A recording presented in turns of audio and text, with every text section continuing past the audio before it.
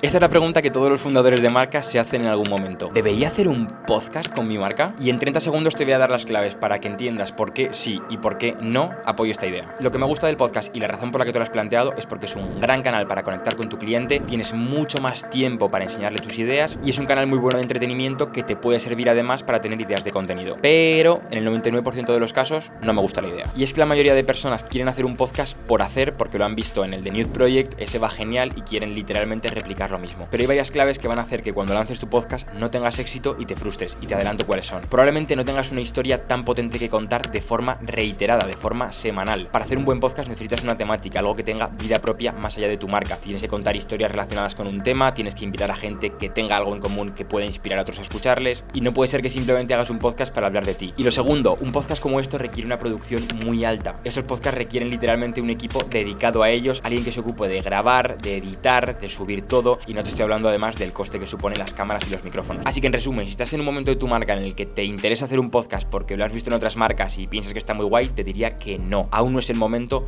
no lo hagas porque vas a perder el tiempo y te vas a frustrar. Pero en cambio, si tienes un mensaje muy bueno que contar al mundo y el podcast podría ser el canal perfecto para enseñar ese mensaje, te diría que adelante con ello. Pero si empiezas, recuerda ser consistente y no hacer simplemente un episodio y ya está, sino que hagas al menos una temporada para que tu cliente se pueda ir acostumbrando a que te pueda escuchar por ahí. Y ante todo, recuerda seguirme si quieres más consejos sobre cómo escalar tu marca.